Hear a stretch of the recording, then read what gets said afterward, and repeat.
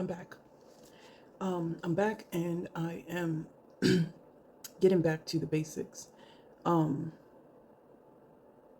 Geez, at this point, I have been homeless for like 2.5 years. And when I say homeless, I don't mean that I was living on the street. When I was sick, I had to give up my apartment and move in with family. And oh, geez. So, like, yeah, going right into 2023. Yeah, going right into 2023. In January was when. So it's been 2 years actually. Wow. Um, it feels like homelessness when, I had a two-bedroom apartment at the time, and I really love my neighborhood where I used to live at in Wilmington. I really enjoyed the life that I had. I was very grateful for it, and everything was always looking up, and I had a lot of expectations, and getting diagnosed with cancer was not one of them, not one of them at all. But it's like, for me, I realized that as a cancer, um, that home really is important for us. And I think that what has been so difficult on this journey for me is not feeling at home. Like when you live with other people and you have to share, you know, common living spaces when you want to be alone. And for me, like, I didn't realize how bad of an introvert I am, in the sense that, like, I really need alone time. I really need respect for my space. I really need my own space to go from like having, your belongings in the different rooms to giving away stuff and selling stuff and trying to, what do you call it? Like, I was about to say decompress. That's not the right word. I can't get the word out, but you get what I mean. When you try to get rid of stuff, downsize, trying to downsize my life so that I can move and I can fit into someone else's space that they have available. Going and living your life in one bedroom is just freaking depressing. There's no other way of saying it. And yeah, it feels like homelessness when you don't have the space and the opportunity to conduct yourself in the way that you would.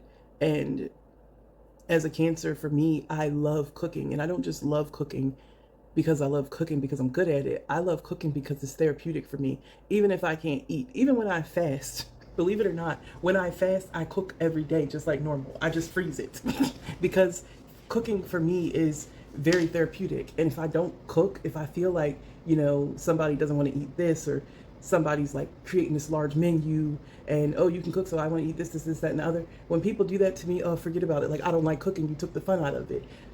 You know what I mean? It's been this difficult thing for me over the past couple of years, not being able to cook for therapy.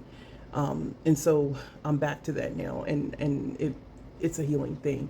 And the other thing, when I say back to the basics, is finally, I have my ancestor altar set up. I'm not going to show it because it's active, but it looks beautiful. And once I reassembled it and opened my Bible up and, got some incense going and got my candles going and just sat down to really just thank God for where I am right now, I can't even explain that. Being able to do my offerings and sit down and pray and have gratitude has just completely shifted me over the past few weeks. And I'm not going to say that I'm feeling better because I cry every day, but I know that I'm crying because I'm purging. So,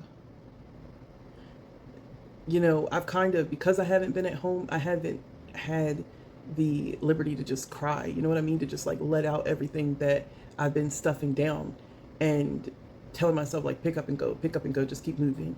And it's like now I'm finally in a place where it feels like home. I'm still like getting decorations and stuff together, not decorations, but just like organizing and downsizing and just getting rid of things that no longer serve me. um as I do that more and more, it's like this release feeling. And so I'm processing the emotions. And my thing with me and my emotions is that, sure, all cancers are emotional. I feel like all of us water signs are. It's just, believe it or not, I think that cancers, like, we are hard shells. We don't always show that we're super emotional to people. And for me, it's something that I just like to practice in private. I don't like processing my emotions in front of other people you know, from an ego standpoint, I used to feel like as if I needed to always save face, but now it's more like I realize that people judge you terribly about your own emotions, and so I just don't anymore. I like to keep it to myself. I have gone back to journaling um, over the past few months since I've been here in Cleveland. I have gone back to journaling because it's been my only outlet. Um, and I say that because like I was doing therapy, and unfortunately for me, and I know like as an adult, every therapist isn't necessarily going to fit you and you can move around, but I get the feeling with every therapist that like they think I'm weird. And not just weird, but people try to rationalize things within their own mindset. And sometimes people misinterpret things, and especially being sick. Even, you know, the therapist that I had spent less time with me when I got sick. And then I thought like I would get a therapist at the hospital instead, like someone who's actually gone through it. And even she was just like not really understanding that I don't want to be sick anymore. You know what I mean? And what I mean by that is like the sickness isn't necessarily this physical representation. It starts up here in the mind, and it starts here in the heart. And when you hold things inside, you know, not only does it, you know, disturb your thought patterns and stuff like that, but it also begins to manifest in your life. And so while I was experiencing a lot of good things, I had to have that lesson in order to propel forward. And I didn't like it. Like it's been like getting my ass kicked in the worst way. And like I said, you know, I've said before that it wasn't really the illness that was the hard thing to deal with. It's the people. And I'm getting at peace with that. Like right now, I'm processing the emotions as I get back to the basics of sitting at my altar and praying and just taking time to thank God for all of this, and taking the time to like meditate, to reaffirm myself that everything is always working out for my highest good. No matter what it looks like, it's always working out for my highest good. And I'm watching that. And I'm still living that. I'm still living that. I'm living proof that everything is always working out for my highest good. And I'm still moving forward.